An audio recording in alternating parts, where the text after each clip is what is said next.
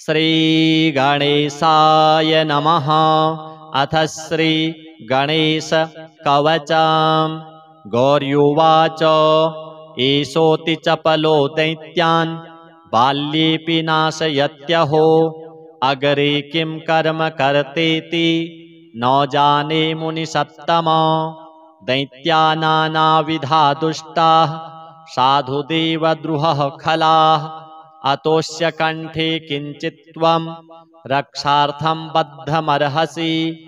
मुनिरुवाच ध्यायेत् सिंहहतं विनायकममुं दिग्बाहुमाद्ये युगे। त्रेतायां तु मयूरवाहनममुं षड्बाहुकं सिद्धिदाम्।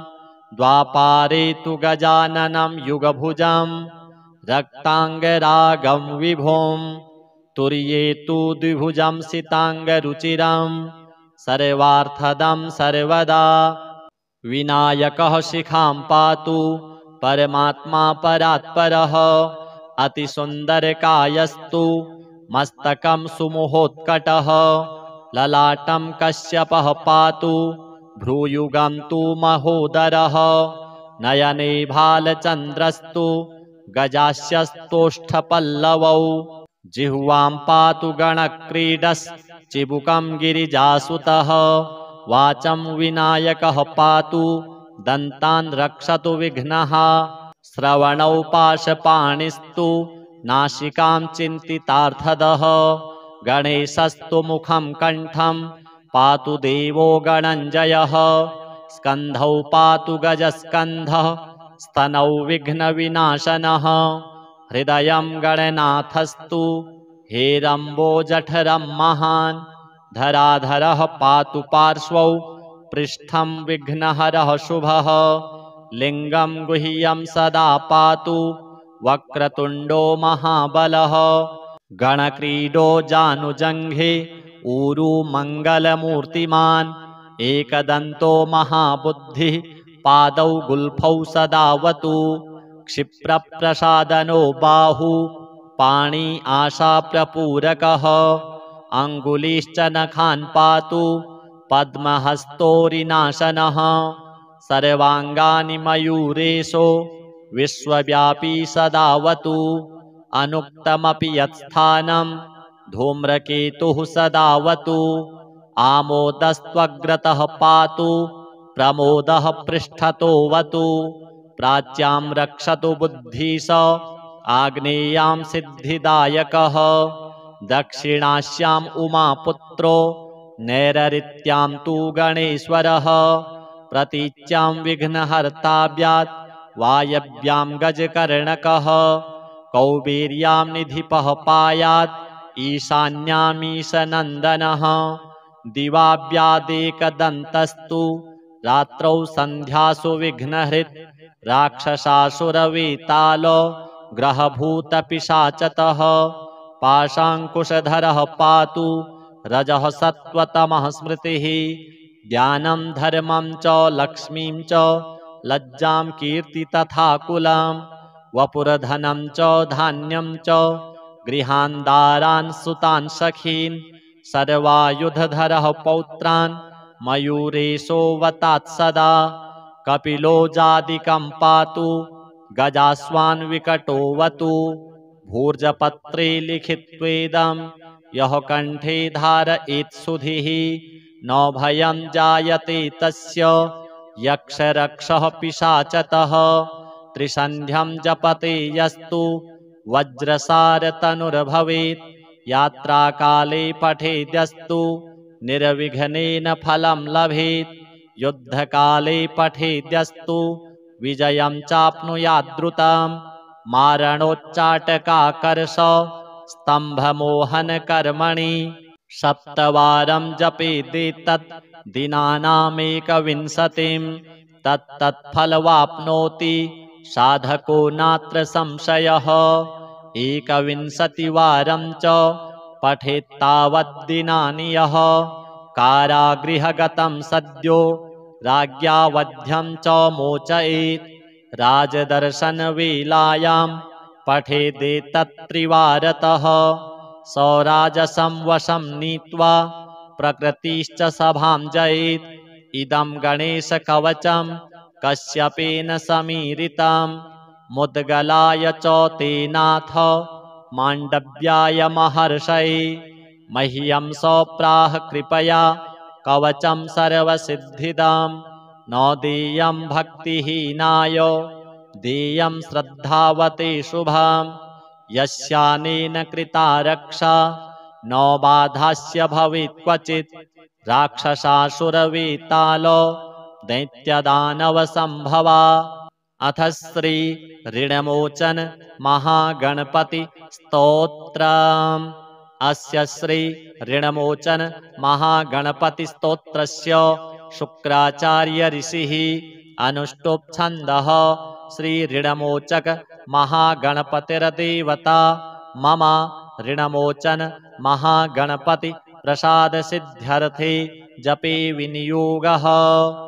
रक्तांगं रक्तवस्त्रं सितकुसुमगणैः पूजितं रक्तगन्धैः क्षीराब्धौ रत्नपीठे सुरतरुविमले रत्नसिंहासनस्थं दोर्भिः पाशाङ्कुशेष्टाभयधरमतुलं चन्द्रमौलिं त्रिनेत्रं ध्यायेत् शान्त्यर्थमीशं गणपतिममलं श्रीसमेतं प्रसन्नं स्मरामि देवदेवेशं वक्रतुण्डं महाबलं षडक्षरं कृपासिन्धुं नमामि ऋणमुक्तये एकाक्षरं ह्येकदन्तमेकं ब्रह्म सनातनम् एकमेवाद्वितीयं च नमामि ऋणमुक्तये महागणपतिं देवं महासत्त्वं महाबलं महाविघ्नहरं शम्भोः नमामि ऋणमुक्तये कृष्णाम्बरं कृष्णवर्णं कृष्णगन्धानुलेपनं कृष्णसर्पोपवीतं च नमामि ऋणमुक्तये रक्ताम्बरं रक्तवर्णं रक्तगन्धानुलेपनं रक्तपुष्पप्रियं देवं नमामि ऋणमुक्तये पीताम्बरं पीतवर्णं पीतगन्धानुलेपनं पीतपुष्पप्रियं देवं नमामि ऋणमुक्तये धूम्राम्बरं धूम्रवर्णं धूम्रगन्धानुलेपनं होमधूमप्रियं देवं नमामि ऋणमुक्तये भालनेत्रं भालचन्द्रं पाशाङ्कुशधरं विभुं चामरालङ्कृतं देवं नमामि ऋणमुक्तये इदं तु ऋणहरं स्तोत्रं सन्ध्यायां यः पठेन्नरः षड्मासाभ्यन्तरेणैव ऋणमुक्तो भविष्यति। श्रीमहागणपति देवार्पणमस्तु। अथ श्री गणेश कवचम्। गौर्युवाच एषोऽति चपलो दैत्यान् बाल्येऽपि नाशयत्यहो अग्रे किं कर्म कर्तेति न जाने मुनिसत्तमा दैत्यानानाविधा दुष्टाः साधुदेवद्रुहः खलाः अतोऽस्य कण्ठे किञ्चित् त्वं रक्षार्थं बद्धमर्हसि। मुनिरुवाच ध्यायेत् सिंहहतं विनायकममुं दिग्बाहुमाद्ये युगे त्रेतायां तु मयूरवाहनममुं षड्बाहुकं सिद्धिदां द्वापारे तु गजाननं युगभुजं रक्ताङ्गरागं विभुं तुर्ये तु द्विभुजं सिताङ्गरुचिरं सर्वार्थदं सर्वदा विनायकः शिखां पातु परमात्मा परात्परः अतिसुन्दरकायस्तु मस्तकं सुमुहोत्कटः ललाटं कश्यपः पातु भ्रूयुगं तु महोदरः नयने भालचन्द्रस्तु गजास्यस्तोष्ठपल्लवौ जिह्वां पातु गणक्रीडश्चिबुकं गिरिजासुतः वाचं विनायकः पातु दन्तान् रक्षतु विघ्नः श्रवणौ पाशपाणिस्तु नासिकां चिन्तितार्थदः गणेशस्तु मुखं कण्ठं पातु देवो गणञ्जयः स्कन्धौ पातु गजस्कन्धः स्तनौ विघ्नविनाशनः हृदयं गणनाथस्तु हेरम्बो जठरं महान् धराधरः पातु पार्श्वौ पृष्ठं विघ्नहरः शुभः लिङ्गं गुह्यं सदा पातु वक्रतुण्डो महाबलः गणक्रीडो जानुजङ्घे ऊरू मङ्गलमूर्तिमान् एकदन्तो महाबुद्धिः पादौ गुल्फौ सदावतु क्षिप्रप्रसादनो बाहु पाणी आशाप्रपूरकः अङ्गुलीश्च नखान् पातु पद्महस्तोरिनाशनः सर्वाङ्गानि मयूरेशो विश्वव्यापी सदावतु अनुक्तमपि यत्स्थानं धूम्रकेतुः सदावतु आमोदस्त्वग्रतः पातु प्रमोदः पृष्ठतोऽवतु प्राच्यां रक्षतु बुद्धिश आग्नेयां सिद्धिदायकः दक्षिणास्याम् उमापुत्रो नैररित्यां तु गणेश्वरः प्रतीच्यां विघ्नहर्ताभ्यात् वायव्यां गजकर्णकः कौबेर्यां निधिपः पायात् ईशान्यामीशनन्दनः दिवाव्यादेकदन्तस्तु रात्रौ सन्ध्यासु विघ्नहृत् राक्षसासुरवेतालो ग्रहभूतपिशाचतः पाशाङ्कुशधरः पातु रजः सत्त्वतमः स्मृतिः ज्ञानं धर्मं च लक्ष्मीं च लज्जां कीर्ति तथा कुलं वपुरधनं च धान्यं च गृहान्दारान् सुतान् सखीन् सर्वायुधधरः पौत्रान् मयूरेशो वतात् सदा कपिलो जादिकं पातु गजास्वान् विकटोऽवतु भूर्जपत्रे लिखित्वेदं यः कण्ठे धारयेत् सुधिः न भयं जायते तस्य यक्षरक्षः पिशाचतः त्रिसन्ध्यं जपते यस्तु वज्रसारतनुर्भवेत् यात्राकाले पठेद्यस्तु निर्विघ्नेन फलं लभेत् युद्धकाले पठेद्यस्तु विजयं चाप्नुयाद्रुतं मारणोच्चाटकाकर्ष स्तम्भमोहनकर्मणि सप्तवारं जपेदेतत् दिनानामेकविंशतिं तत्तत्फलवाप्नोति साधको नात्र संशयः एकविंशतिवारं च पठेत्तावद्दिनानि यः कारागृहगतं सद्यो राज्ञा वध्यं च मोचयेत् राजदर्शनवेलायां पठेदेतत्त्रिवारतः सौराजसं वशं नीत्वा प्रकृतिश्च सभां जयेत् इदं गणेशकवचं कश्यपेन समीरितं मुद्गलाय च तेनाथ माण्डव्याय महर्षये मह्यं सप्राह कृपया कवचं सर्वसिद्धिदं न देयं भक्तिहीनाय देयं श्रद्धावते शुभं यस्यानेन कृता रक्षा न बाधास्य भवेत् क्वचित् राक्षसासुरवेतालो दैत्यदानवसम्भवा अथ श्री ऋणमोचन महागणपति स्तोत्रम् अस्य श्री ऋणमोचन महागणपति स्तोत्रस्य शुक्राचार्य ऋषिः अनुष्टुप् छन्दः श्री ऋणमोचक महागणपतिर्देवता मम ऋणमोचन महागणपति प्रसाद सिद्ध्यर्थे जपे विनियोगः रक्तांगं रक्तवस्त्रं सितकुसुमगणैः पूजितं रक्तगन्धैः क्षीराब्धौ रत्नपीठे सुरतरुविमले रत्नसिंहासनस्थं दोर्भिः पाशाङ्कुशेष्टाभयधरमतुलं चन्द्रमौलिं त्रिनेत्रं ध्यायेत् शान्त्यर्थमीशं गणपतिममलं श्रीसमेतं प्रसन्नं स्मरामि देवदेवेशं वक्रतुण्डं महाबलं षडक्षरं कृपासिन्धुं नमामि ऋणमुक्तये एकाक्षरं हेकदन्त मेकं ब्रह्म सनातनम् एकमेवाद्वितीयं च नमामि ऋणमुक्तये महागणपतिं देवं महासत्त्वं महाबलं महाविघ्नहरं शम्भोः नमामि ऋणमुक्तये कृष्णाम्बरं कृष्णवर्णं कृष्णगन्धानुलेपनं कृष्णसर्पोपवीतं च नमामि ऋणमुक्तये रक्ताम्बरं रक्तवर्णं रक्तगन्धानुलेपनं रक्तपुष्पप्रियं देवं नमामि ऋणमुक्तये पीताम्बरं पीतवर्णं पीतगन्धानुलेपनं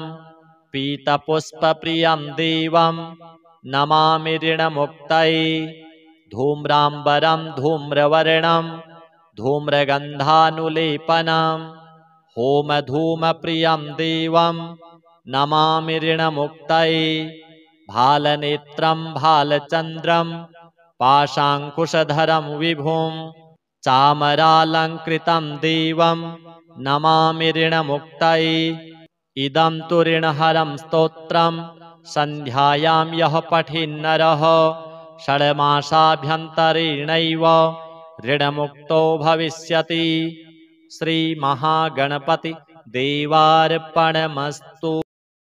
अथ श्री गणेश कवचम् गौर्युवाच एषोऽति चपलो दैत्यान् बाल्येऽपि नाशयत्यहो अग्रे किं कर्म कर्तेति न जाने मुनिसत्तमा दैत्यानानाविधा दुष्टाः साधुदेवद्रुहः खलाः अतोऽस्य कण्ठे किञ्चित्त्वं रक्षार्थं बद्धमर्हसि मुनिरुवाच ध्यायेत् सिंहहतं विनायकममुं दिग्बाहुमाद्ये युगे त्रेतायां तु मयूरवाहनममुं षड्बाहुकं सिद्धिदां द्वापारे तु गजाननं युगभुजं रक्ताङ्गरागं विभुं तुर्ये तु द्विभुजं सिताङ्गरुचिरं सर्वार्थदं सर्वदा विनायकः शिखां पातु परमात्मा परात्परः अतिसुन्दरकायस्तु मस्तकं सुमुहोत्कटः ललाटं कश्यपः पातु भ्रूयुगं तु महोदरः नयने भालचन्द्रस्तु गजास्यस्तोष्ठपल्लवौ जिह्वां पातु गणक्रीडश्चिबुकं गिरिजासुतः वाचं विनायकः पातु दन्तान् रक्षतु विघ्नः श्रवणौ पाशपाणिस्तु नासिकां चिन्तितार्थदः गणेशस्तु मुखं कण्ठं पातु देवो गणञ्जयः स्कन्धौ पातु गजस्कन्धः स्तनौ विघ्नविनाशनः हृदयं गणनाथस्तु हेरम्बोजठरं महान् धराधरः पातु पार्श्वौ पृष्ठं विघ्नहरः शुभः लिङ्गं गुह्यं सदा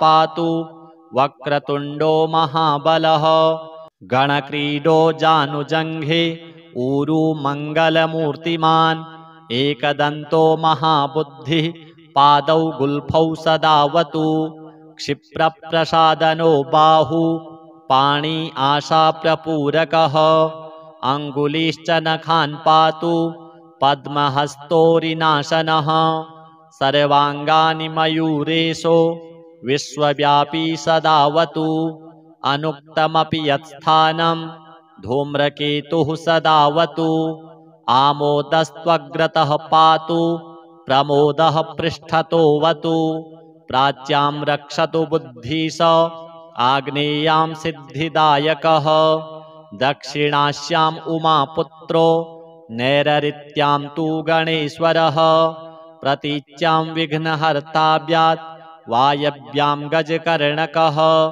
कौबेर्यां निधिपः पायात् ईशान्यामीशनन्दनः दिवाव्यादेकदन्तस्तु रात्रौ सन्ध्यासु विघ्नहृत् राक्षसासुरवेताल ग्रहभूतपिशाचतः पाशाङ्कुशधरः पातु रजः सत्त्वतमः स्मृतिः ज्ञानं धर्मं च लक्ष्मीं च लज्जां कीर्ति तथा कुलं वपुरधनं च धान्यं च गृहान्दारान् सुतान् सखीन् सर्वायुधधरः पौत्रान् मयूरेशो वतात् सदा कपिलो जादिकं पातु गजास्वान् विकटो वतु भूर्जपत्रे लिखित्वेदं यः कण्ठे धारयेत् सुधिः न भयं जायते तस्य यक्षरक्षः पिशाचतः त्रिसन्ध्यं जपते यस्तु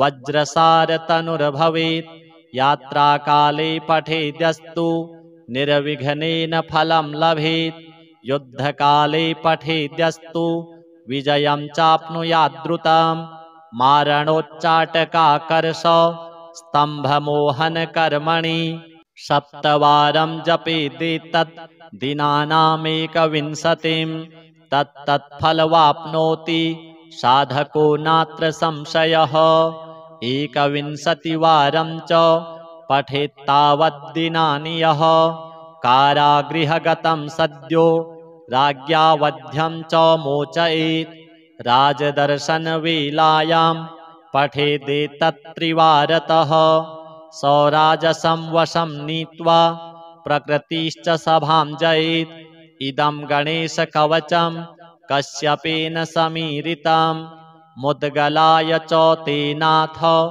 माण्डव्याय महर्षये मह्यं सप्राह कृपया कवचं सर्वसिद्धिदां न देयं भक्तिहीनाय देयं श्रद्धावते शुभाम् यस्यानेन कृता रक्षा न बाधास्य भवेत् क्वचित् राक्षसासुरवेताल दैत्यदानवसम्भवा अथ श्री ऋणमोचन महागणपति स्तोत्रम् अस्य श्री ऋणमोचन महागणपति स्तोत्रस्य शुक्राचार्य ऋषिः अनुष्टुप् छन्दः श्री ऋणमोचक महागणपतिर्देवता मम ऋणमोचन महागणपति प्रसाद सिद्ध्यर्थे जपे विनियोगः रक्तांगं रक्तवस्त्रं सितकुसुमगणैः पूजितं रक्तगन्धैः क्षीराब्धौ रत्नपीठे सुरतरुविमले रत्नसिंहासनस्थं दोर्भिः पाशाङ्कुशेष्टाभयधरमतुलं चन्द्रमौलिं त्रिनेत्रं ध्यायेत् शान्त्यर्थमीशं गणपतिममलं श्रीसमेतं प्रसन्नं स्मरामि देवदेवेशं वक्रतुण्डं महाबलं षडक्षरं कृपासिन्धुं नमामि ऋणमुक्तये एकाक्षरं हेकदन्तमेकं ब्रह्म सनातनम् एकमेवाद्वितीयं च नमामि ऋणमुक्तये महागणपतिं देवं महासत्त्वं महाबलं महाविघ्नहरं शम्भोः नमामि ऋणमुक्तये कृष्णाम्बरं कृष्णवर्णं कृष्णगन्धानुलेपनं कृष्णसर्पोपवीतं च नमामि ऋणमुक्तये रक्ताम्बरं रक्तवर्णं रक्तगन्धानुलेपनं रक्तपुष्पप्रियं देवं नमामि ऋणमुक्तये पीताम्बरं पीतवर्णं पीतगन्धानुलेपनं पीतपुष्पप्रियं देवं नमामि ऋणमुक्तये धूम्राम्बरं धूम्रवर्णं धूम्रगन्धानुलेपनं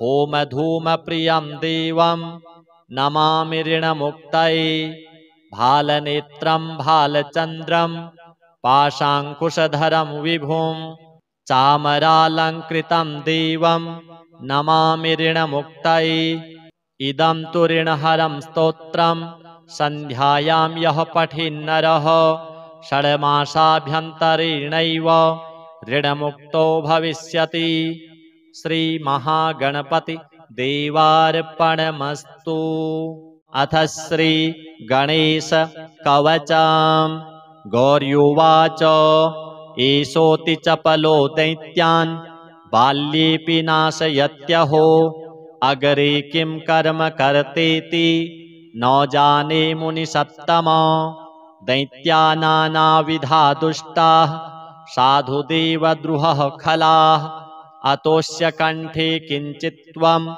रक्षार्थं बद्धमर्हसि मुनिरुवाच ध्यायेत् सिंहहतं विनायकममुं दिग्बाहुमाद्ये युगे त्रेतायां तु मयूरवाहनममुं षड्बाहुकं सिद्धिदां द्वापारे तु गजाननं युगभुजं रक्ताङ्गरागं विभुं तुर्ये तु द्विभुजं सिताङ्गरुचिरं सर्वार्थदं सर्वदा विनायकः शिखां पातु परमात्मा परात्परः अतिसुन्दरकायस्तु मस्तकं सुमुहोत्कटः ललाटं कश्यपः पातु भ्रूयुगं तु महोदरः नयने भालचन्द्रस्तु गजास्यस्तोष्ठपल्लवौ जिह्वां पातु गणक्रीडश्चिबुकं गिरिजासुतः वाचं विनायकः पातु दन्तान् रक्षतु विघ्नः श्रवणौ पाशपाणिस्तु नासिकां चिन्तितार्थदः गणेशस्तु मुखं कण्ठं पातु देवो गणञ्जयः स्कन्धौ पातु गजस्कन्धः स्तनौ विघ्नविनाशनः हृदयं गणनाथस्तु हेरम्बो जठरं महान् धराधरः पातु पार्श्वौ पृष्ठं विघ्नहरः शुभः लिङ्गं गुह्यं सदा पातु वक्रतुण्डो महाबलः गणक्रीडो जानुजङ्घे ऊरू मङ्गलमूर्तिमान् एकदन्तो महाबुद्धिः पादौ गुल्फौ सदावतु क्षिप्रप्रसादनो बाहु पाणी आशाप्रपूरकः अङ्गुलीश्च नखान् पातु पद्महस्तोरिनाशनः सर्वाङ्गानि मयूरेशो विश्वव्यापी सदावतु अनुक्तमपि यत्स्थानं धूम्रकेतुः सदावतु आमोदस्त्वग्रतः पातु प्रमोदः पृष्ठतोऽवतु प्राच्यां रक्षतु बुद्धिश आग्नेयां सिद्धिदायकः दक्षिणास्याम् उमापुत्रो नैररित्यां तु गणेश्वरः प्रतीच्यां विघ्नहर्ताभ्यात् वायव्यां गजकर्णकः कौबेर्यां निधिपः पायात् ईशान्यामीशनन्दनः दिवाव्यादेकदन्तस्तु रात्रौ सन्ध्यासु विघ्नहृत् राक्षसासुरवेतालो ग्रहभूतपिशाचतः पाशाङ्कुशधरः पातु रजः सत्त्वतमः स्मृतिः ज्ञानं धर्मं च लक्ष्मीं च लज्जां कीर्ति तथा कुलं वपुरधनं च धान्यं च गृहान्दारान् सुतान् सखीन् सर्वायुधधरः पौत्रान् मयूरेशो वतात् सदा कपिलो जादिकं पातु गजास्वान् विकटोऽवतु भूर्जपत्रे लिखित्वेदं यः कण्ठे धारयेत् सुधिः न भयं जायते तस्य यक्षरक्षः पिशाचतः त्रिसन्ध्यं जपते यस्तु वज्रसारतनुर्भवेत् यात्राकाले पठेद्यस्तु निर्विघ्नेन फलं लभेत् युद्धकाले पठेद्यस्तु विजयं चाप्नुयाद्रुतं मारणोच्चाटकाकर्ष स्तम्भमोहनकर्मणि सप्तवारं जपेदेतत् दिनानामेकविंशतिं तत्तत्फलवाप्नोति साधको नात्र संशयः एकविंशतिवारं च पठेत्तावद्दिनानि यः कारागृहगतं सद्यो राज्ञा वध्यं च मोचयेत् राजदर्शनवेलायां पठेदेतत्त्रिवारतः सौराजसं वशं नीत्वा प्रकृतिश्च सभां जयेत् इदं गणेशकवचं कश्यपेन समीरितं मुद्गलाय च तेनाथ माण्डव्याय महर्षये मह्यं सप्राह कृपया कवचं सर्वसिद्धिदां न देयं भक्तिहीनाय देयं श्रद्धावते शुभां यस्यानेन कृता रक्षा न बाधास्य भवेत् क्वचित् राक्षसासुरवेतालो दैत्यदानवसम्भवा। अथ श्री ऋणमोचन महागणपति स्तोत्रम्। अस्य श्री ऋणमोचन महागणपति स्तोत्रस्य शुक्राचार्य ऋषिः अनुष्टुप् छन्दः। श्री ऋणमोचक महागणपतिर्देवता मम ऋणमोचन महागणपति प्रसाद सिद्ध्यर्थे जपे विनियोगः। रक्तांगं रक्तवस्त्रं सितकुसुमगणैः पूजितं रक्तगन्धैः क्षीराब्धौ रत्नपीठे सुरतरुविमले रत्नसिंहासनस्थं दोर्भिः पाशाङ्कुशेष्टाभयधरमतुलं चन्द्रमौलिं त्रिनेत्रं ध्यायेत् शान्त्यर्थमीशं गणपतिममलं श्रीसमेतं प्रसन्नं स्मरामि देवदेवेशं वक्रतुण्डं महाबलं षडक्षरं कृपासिन्धुं नमामि ऋणमुक्तये एकाक्षरं ह्येकदन्तमेकं ब्रह्म सनातनम् एकमेवाद्वितीयं च नमामि ऋणमुक्तये महागणपतिं देवं महासत्त्वं महाबलं महाविघ्नहरं शम्भोः नमामि ऋणमुक्तये कृष्णाम्बरं कृष्णवर्णं कृष्णगन्धानुलेपनं कृष्णसर्पोपवीतं च नमामि ऋणमुक्तये रक्ताम्बरं रक्तवर्णं रक्तगन्धानुलेपनं रक्तपुष्पप्रियं देवं नमामि ऋणमुक्तये पीताम्बरं पीतवर्णं पीतगन्धानुलेपनं पीतपुष्पप्रियं देवं नमामि ऋणमुक्तये धूम्राम्बरं धूम्रवर्णं धूम्रगन्धानुलेपनं होमधूमप्रियं देवं नमामि ऋणमुक्तये भालनेत्रं भालचन्द्रं पाशाङ्कुशधरं विभुं चामरालङ्कृतं देवं नमामि ऋणमुक्तये इदं तु ऋणहरं स्तोत्रं सन्ध्यायां यः पठेन्नरः षड्मासाभ्यन्तरेणैव ऋणमुक्तो भविष्यति।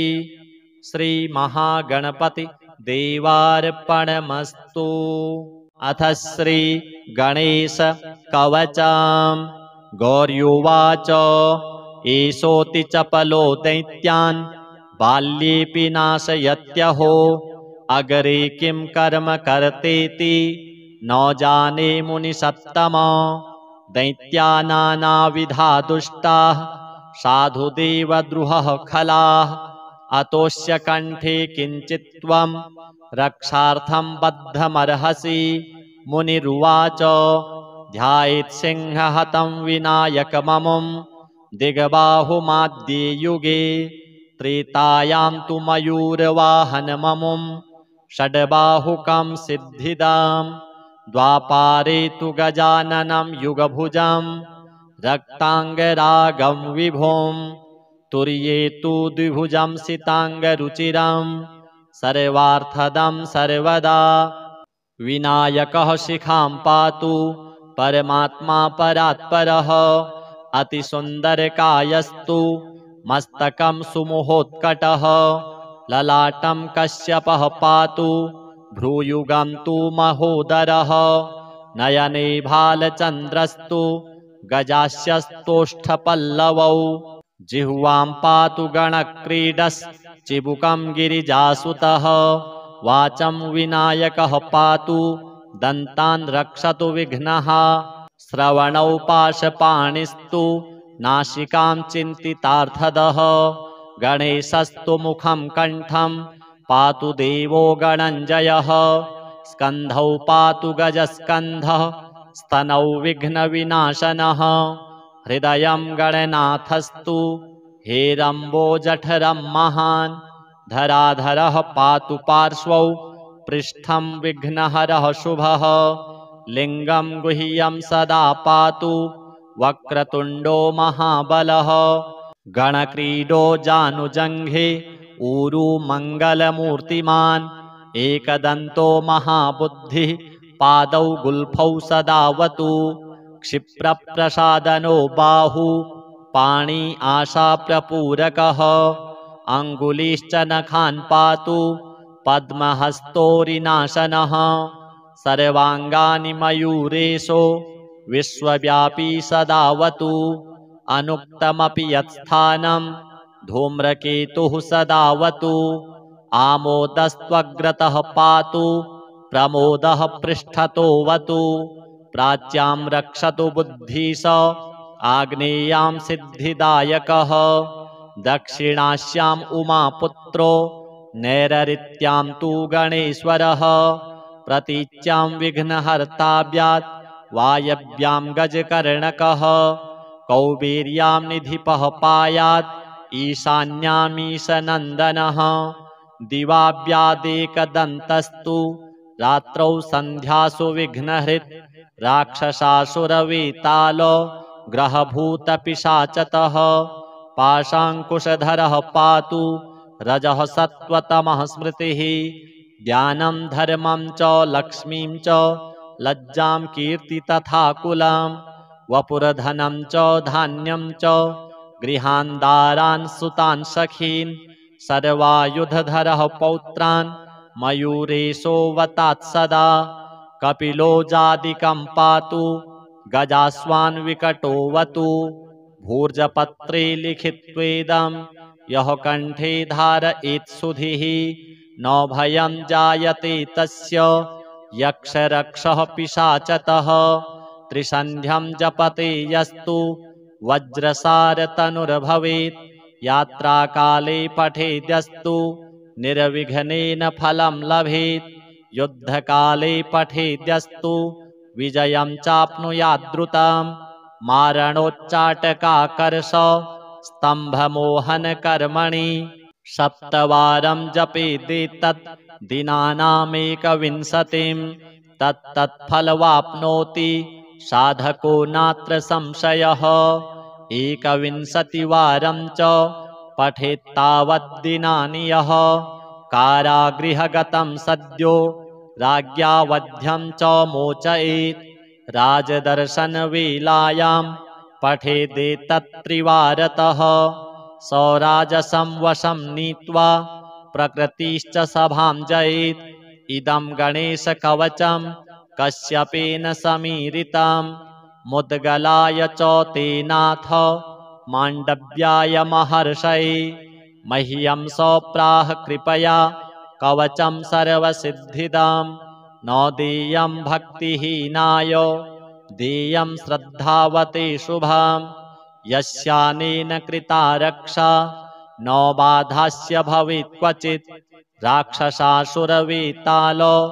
दैत्यदानवसम्भवा अथ श्री ऋणमोचन महागणपति स्तोत्रम् अस्य श्री ऋणमोचन महागणपति स्तोत्रस्य शुक्राचार्य ऋषिः अनुष्टुप् छन्दः श्री ऋणमोचक महागणपतिर्देवता मम ऋणमोचन महागणपति प्रसाद सिद्ध्यर्थे जपे विनियोगः रक्तांगं रक्तवस्त्रं सितकुसुमगणैः पूजितं रक्तगन्धैः क्षीराब्धौ रत्नपीठे सुरतरुविमले रत्नसिंहासनस्थं दोर्भिः पाशाङ्कुशेष्टाभयधरमतुलं चन्द्रमौलिं त्रिनेत्रं ध्यायेत् शान्त्यर्थमीशं गणपतिममलं श्रीसमेतं प्रसन्नं स्मरामि देवदेवेशं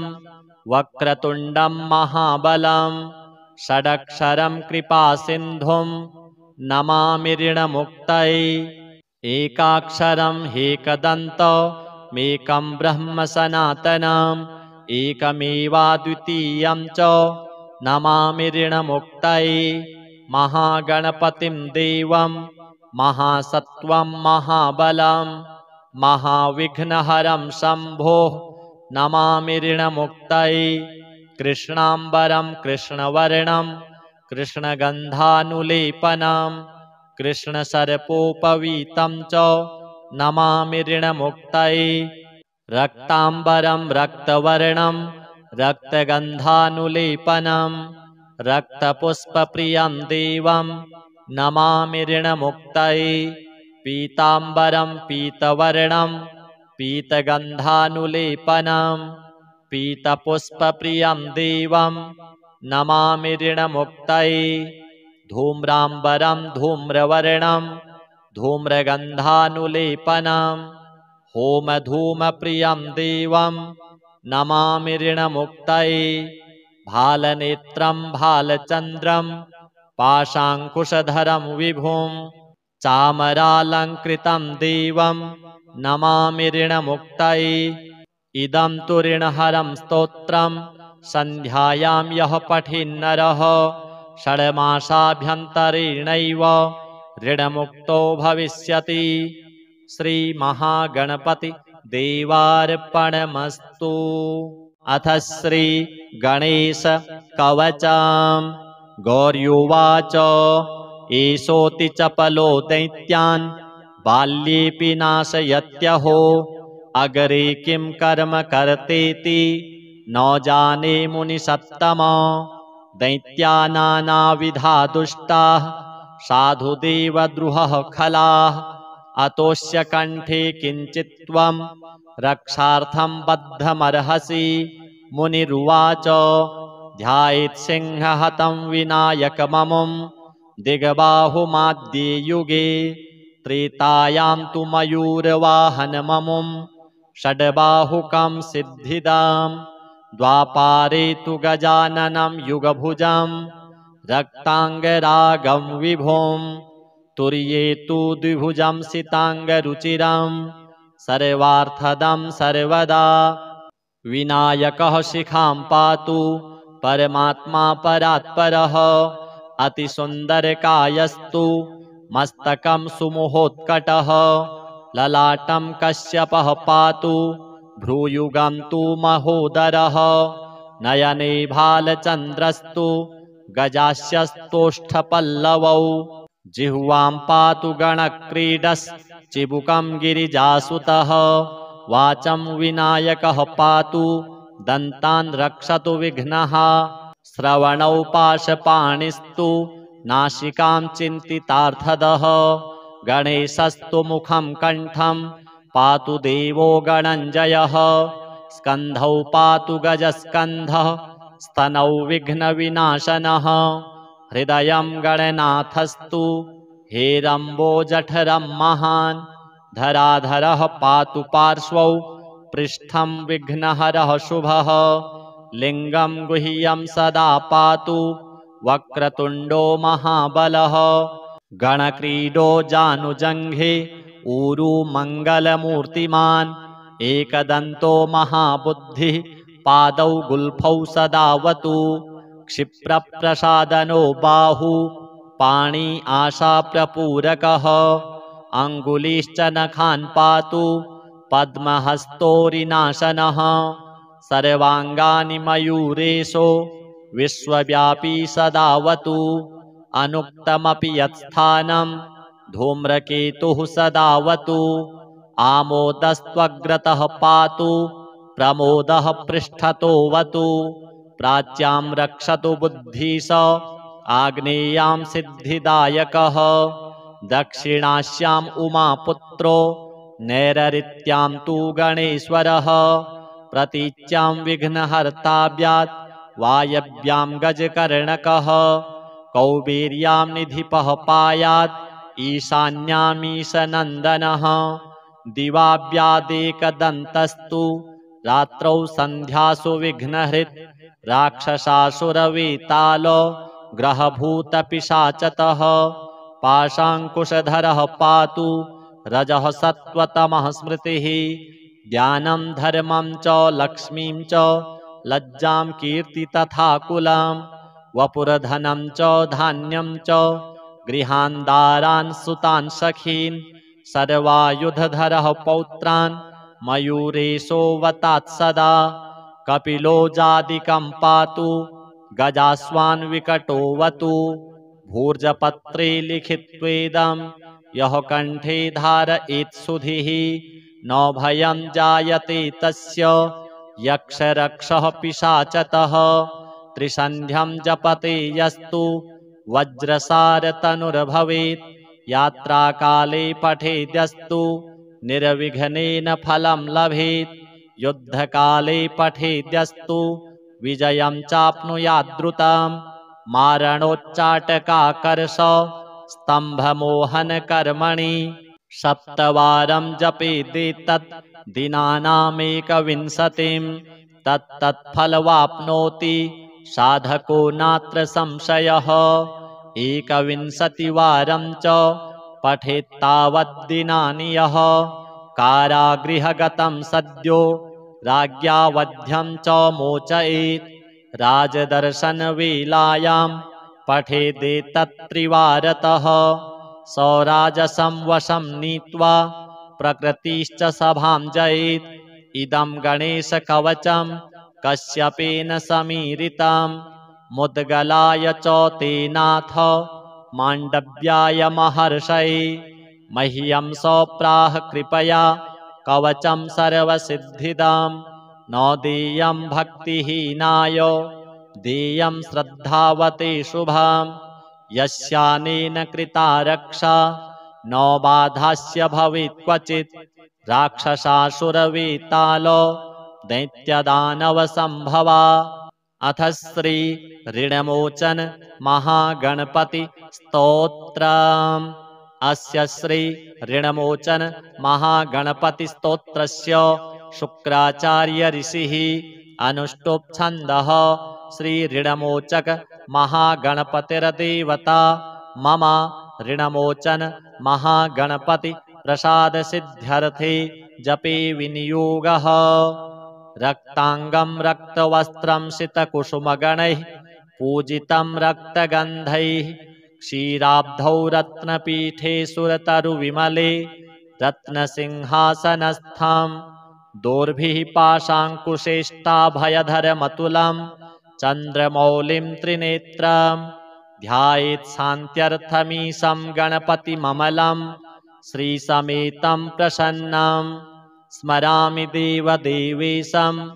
वक्रतुण्डं महाबलं षडक्षरं कृपासिन्धुं नमामि ऋणमुक्तये एकाक्षरं हेकदन्तमेकं ब्रह्म सनातनम् एकमेवाद्वितीयं च नमामि ऋणमुक्तये महागणपतिं देवं महासत्त्वं महाबलं महाविघ्नहरं शम्भोः नमामि ऋणमुक्तये कृष्णाम्बरं कृष्णवर्णं कृष्णगन्धानुलेपनं कृष्णसर्पोपवीतं च नमामि ऋणमुक्तये रक्ताम्बरं रक्तवर्णं रक्तगन्धानुलेपनं रक्तपुष्पप्रियं देवं नमामि ऋणमुक्तये पीताम्बरं पीतवर्णं पीतगन्धानुलेपनं पीतपुष्पप्रियं देवं नमामि ऋणमुक्तये धूम्राम्बरं धूम्रवर्णं धूम्रगन्धानुलेपनं होमधूमप्रियं देवं नमामि ऋणमुक्तये भालनेत्रं भालचन्द्रं पाशाङ्कुशधरं विभुं चामरालङ्कृतं देवं नमामि ऋणमुक्तये इदं तु ऋणहरं स्तोत्रं सन्ध्यायां यः पठेन्नरः षड्मासाभ्यन्तरेणैव ऋणमुक्तो भविष्यति श्रीमहागणपति देवार्पणमस्तु अथ श्री गणेश कवचम् गौर्युवाच एषोऽति चपलो दैत्यान् बाल्येऽपि नाशयत्यहो अग्रे किं कर्म कर्तेति न जाने मुनिसत्तमा दैत्या नानाविधा दुष्टाः साधुदेवद्रुहः खलाः अतोऽस्य कण्ठे किञ्चित् त्वं रक्षार्थं बद्धमर्हसि। मुनिरुवाच ध्यायेत् सिंहहतं विनायकममुं दिग्बाहुमाद्ये युगे। त्रेतायां तु मयूरवाहनममुं षड्बाहुकं सिद्धिदाम्। द्वापारे तु गजाननं युगभुजं रक्ताङ्गरागं विभुं। तुर्ये तु द्विभुजं सिताङ्गरुचिरं सर्वार्थदं सर्वदा। विनायकः शिखां पातु परमात्मा परात्परः। अतिसुन्दरकायस्तु मस्तकं सुमुहोत्कटः। ललाटं कश्यपः पातु भ्रूयुगं तु महोदरः। नयने भालचन्द्रस्तु गजास्यस्तोष्ठपल्लवौ। जिह्वां पातु गणक्रीडश्चिबुकं गिरिजासुतः। वाचं विनायकः पातु दन्तान् रक्षतु विघ्नः। श्रवणौ पाशपाणिस्तु नासिकां चिन्तितार्थदः। गणेशस्तु मुखं कण्ठं पातु देवो गणञ्जयः। स्कन्धौ पातु गजस्कन्धः स्तनौ विघ्नविनाशनः। हृदयं गणनाथस्तु हेरम्बोजठरं महान्। धराधरः पातु पार्श्वौ पृष्ठं विघ्नहरः शुभः। लिङ्गं गुह्यं सदा पातु वक्रतुण्डो महाबलः। गणक्रीडो जानुजङ्घे ऊरू मङ्गलमूर्तिमान्। एकदन्तो महाबुद्धिः पादौ गुल्फौ सदावतु। क्षिप्रप्रसादनो बाहु पाणी आशाप्रपूरकः। अङ्गुलीश्च नखान् पातु पद्महस्तोरिनाशनः। सर्वाङ्गानि मयूरेशो विश्वव्यापी सदावतु। अनुक्तमपि यत्स्थानं धूम्रकेतुः सदावतु। आमोदस्त्वग्रतः पातु प्रमोदः पृष्ठतोऽवतु। प्राच्यां रक्षतु बुद्धिश आग्नेयां सिद्धिदायकः। दक्षिणास्याम् उमापुत्रो नैररित्यां तु गणेश्वरः। प्रतीच्यां विघ्नहर्ताभ्यात् वायव्यां गजकर्णकः। कौबेर्यां निधिपः पायात् ईशान्यामीशनन्दनः। दिवाव्यादेकदन्तस्तु रात्रौ सन्ध्यासु विघ्नहृत्। राक्षसासुरवेतालो ग्रहभूतपिशाचतः। पाशाङ्कुशधरः पातु रजः सत्त्वतमः स्मृतिः। ज्ञानं धर्मं च लक्ष्मीं च लज्जां कीर्ति तथा कुलं। वपुरधनं च धान्यं च गृहान्दारान् सुतान् सखीन्। सर्वायुधधरः पौत्रान् मयूरेशोऽवतात् सदा। कपिलो जादिकं पातु गजास्वान् विकटोऽवतु। भूर्जपत्रे लिखित्वेदं यः कण्ठे धारयेत् सुधिः। न भयं जायते तस्य यक्षरक्षः पिशाचतः। त्रिसन्ध्यं जपते यस्तु वज्रसारतनुर्भवेत्। यात्राकाले पठेद्यस्तु निर्विघ्नेन फलं लभेत्। युद्धकाले पठेद्यस्तु विजयं चाप्नुयाद्रुतम्। मारणोच्चाटकाकर्ष स्तम्भमोहनकर्मणि। सप्तवारं जपेदेतत् दिनानामेकविंशतिं। तत्तत्फलवाप्नोति साधको नात्र संशयः। एकविंशतिवारं च पठेत्तावद्दिनानि यः। कारागृहगतं सद्यो राज्ञा वध्यं च मोचयेत्। राजदर्शनवेलायां पठेदेतत्त्रिवारतः। सौराजसं वशं नीत्वा प्रकृतिश्च सभां जयेत्। इदं गणेशकवचं कश्यपेन समीरितं। मुद्गलाय च तेनाथ माण्डव्याय महर्षये। मह्यं सप्राह कृपया कवचं सर्वसिद्धिदं। न देयं भक्तिहीनाय देयं श्रद्धावते शुभम्। यस्यानेन कृता रक्षा न बाधास्य भवेत् क्वचित् राक्षसासुरवेतालो दैत्यदानवसम्भवा। अथ श्री ऋणमोचन महागणपति स्तोत्रम्। अस्य श्री ऋणमोचन महागणपति स्तोत्रस्य शुक्राचार्य ऋषिः अनुष्टुप् छन्दः। श्री ऋणमोचक महागणपतिर्देवता मम ऋणमोचन महागणपति प्रसाद सिद्ध्यर्थे जपे विनियोगः। रक्तांगं रक्तवस्त्रं सितकुसुमगणैः पूजितं रक्तगन्धैः क्षीराब्धौ रत्नपीठे सुरतरुविमले रत्नसिंहासनस्थं दोर्भिः पाशाङ्कुशेष्टाभयधरमतुलं चन्द्रमौलिं त्रिनेत्रं ध्यायेत् शान्त्यर्थमीशं गणपतिममलं श्रीसमेतं प्रसन्नं स्मरामि देवदेवेशं वक्रतुण्डं महाबलं षडक्षरं कृपासिन्धुं नमामि ऋणमुक्तये। एकाक्षरं ह्येकदन्तमेकं ब्रह्म सनातनम् एकमेवाद्वितीयं च नमामि ऋणमुक्तये।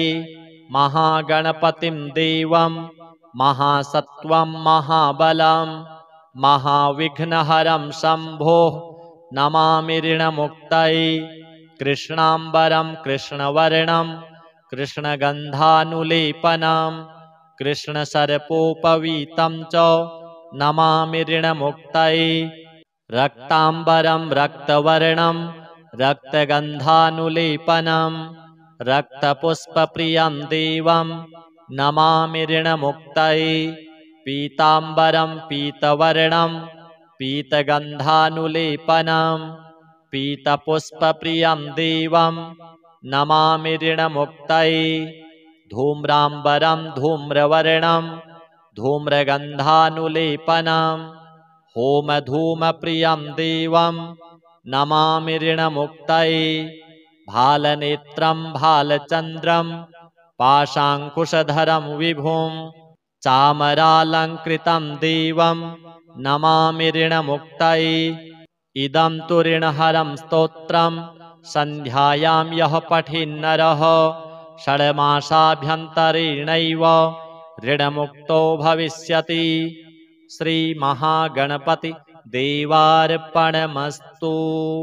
अथ श्री गणेश कवचम्। गौर्युवाच एषोऽति चपलो दैत्यान् बाल्येऽपि नाशयत्यहो अग्रे किं कर्म कर्तेति न जाने मुनिसत्तमा। दैत्यानानाविधा दुष्टाः साधुदेवद्रुहः खलाः अतोऽस्य कण्ठे किञ्चित्त्वं रक्षार्थं बद्धमर्हसि। मुनिरुवाच ध्यायेत् सिंहहतं विनायकममुं दिग्बाहुमाद्ये युगे त्रेतायां तु मयूरवाहनममुं षड्बाहुकं सिद्धिदां द्वापारे तु गजाननं युगभुजं रक्ताङ्गरागं विभुं तुर्ये तु द्विभुजं सिताङ्गरुचिरं सर्वार्थदं सर्वदा।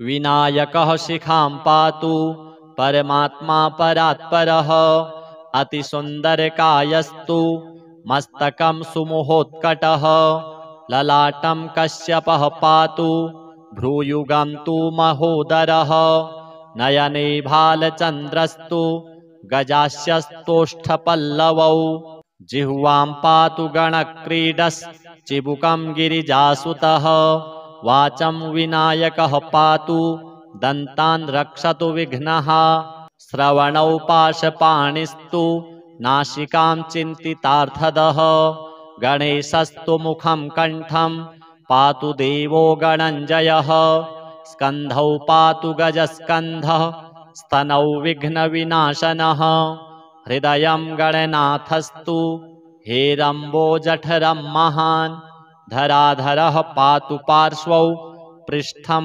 विघ्नहरः शुभः लिङ्गं गुह्यं सदा पातु वक्रतुण्डो महाबलः गणक्रीडो जानुजङ्घे ऊरू मङ्गलमूर्तिमान् एकदन्तो महाबुद्धिः पादौ गुल्फौ सदावतु क्षिप्रप्रसादनो बाहु पाणी आशाप्रपूरकः अङ्गुलीश्च नखान् पातु पद्महस्तोरिनाशनः सर्वाङ्गानि मयूरेशो विश्वव्यापी सदावतु अनुक्तमपि यत्स्थानं धूम्रकेतुः सदावतु आमोदस्त्वग्रतः पातु प्रमोदः पृष्ठतोऽवतु प्राच्यां रक्षतु बुद्धिश आग्नेयां सिद्धिदायकः दक्षिणास्याम् उमापुत्रो नैररित्यां तु गणेश्वरः प्रतीच्यां विघ्नहर्ताभ्यात् वायव्यां गजकर्णकः कौबेर्यां निधिपः पायात् ईशान्यामीशनन्दनः दिवाव्यादेकदन्तस्तु रात्रौ सन्ध्यासु विघ्नहृत् राक्षसासुरवेतालो ग्रहभूतपिशाचतः पाशाङ्कुशधरः पातु रजः सत्त्वतमः स्मृतिः ज्ञानं धर्मं च लक्ष्मीं च लज्जां कीर्ति तथा कुलं वपुरधनं च धान्यं च गृहान्दारान् सुतान् सखीन् सर्वायुधधरः पौत्रान् मयूरेशो वतात् सदा कपिलो जादिकं पातु गजास्वान् विकटोऽवतु भूर्जपत्रे लिखित्वेदं यः कण्ठे धारयेत् सुधिः न भयं जायते तस्य यक्षरक्षः पिशाचतः त्रिसन्ध्यं जपते यस्तु वज्रसारतनुर्भवेत् यात्राकाले पठेद्यस्तु निर्विघ्नेन फलं लभेत् युद्धकाले पठेद्यस्तु विजयं चाप्नुयाद्रुतं मारणोच्चाटकाकर्ष स्तम्भमोहनकर्मणि सप्तवारं जपेदेतत् दिनानामेकविंशतिं तत्तत्फलवाप्नोति साधको नात्र संशयः एकविंशतिवारं च पठेत्तावद्दिनानि यः कारागृहगतं सद्यो राज्ञा वध्यं च मोचयेत् राजदर्शनवेलायां पठेदेतत्त्रिवारतः सौराजसं वशं नीत्वा प्रकृतिश्च सभां जयेत् इदं गणेशकवचं कश्यपेन समीरितं मुद्गलाय च तेनाथ माण्डव्याय महर्षये मह्यं सप्राह कृपया कवचं सर्वसिद्धिदं न देयं भक्तिहीनाय देयं श्रद्धावते शुभं यस्यानेन कृता रक्षा न बाधास्य भवेत् क्वचित् राक्षसासुरवेतालो दैत्यदानवसम्भवा अथ श्री ऋणमोचन महागणपति स्तोत्रम् अस्य श्री ऋणमोचन महागणपति स्तोत्रस्य शुक्राचार्य ऋषिः अनुष्टुप् छन्दः श्री ऋणमोचक महागणपतिर्देवता मम ऋणमोचन महागणपति प्रसाद सिद्ध्यर्थे जपे विनियोगः रक्तांगं रक्तवस्त्रं सितकुसुमगणैः पूजितं रक्तगन्धैः क्षीराब्धौ रत्नपीठे सुरतरुविमले रत्नसिंहासनस्थं दोर्भिः पाशाङ्कुशेष्टाभयधरमतुलं चन्द्रमौलिं त्रिनेत्रं ध्यायेत् शान्त्यर्थमीशं गणपतिममलं श्रीसमेतं प्रसन्नं स्मरामि देवदेवेशं वक्रतुण्डं महाबलं षडक्षरं कृपासिन्धुं नमामि ऋणमुक्तये एकाक्षरं हेकदन्तमेकं ब्रह्म सनातनम् एकमेवाद्वितीयं च नमामि ऋणमुक्तये महागणपतिं देवं महासत्त्वं महाबलं महाविघ्नहरं शम्भोः नमामि ऋणमुक्तये कृष्णाम्बरं कृष्णवर्णं कृष्णगन्धानुलेपनं कृष्णसर्पोपवीतं च नमामि ऋणमुक्तये रक्ताम्बरं रक्तवर्णं रक्तगन्धानुलेपनं रक्तपुष्पप्रियं देवं नमामि ऋणमुक्तये पीताम्बरं पीतवर्णं पीतगन्धानुलेपनं पीतपुष्पप्रियं देवं नमामि ऋणमुक्तये धूम्राम्बरं धूम्रवर्णं धूम्रगन्धानुलेपनं होमधूमप्रियं देवं नमामि ऋणमुक्तये भालनेत्रं भालचन्द्रं पाशाङ्कुशधरं विभुं चामरालङ्कृतं देवं नमामि ऋणमुक्तये इदं तु ऋणहरं स्तोत्रं सन्ध्यायां यः पठेन्नरः षड्मासाभ्यन्तरेणैव ऋणमुक्तो भविष्यति। श्रीमहागणपति देवार्पणमस्तु।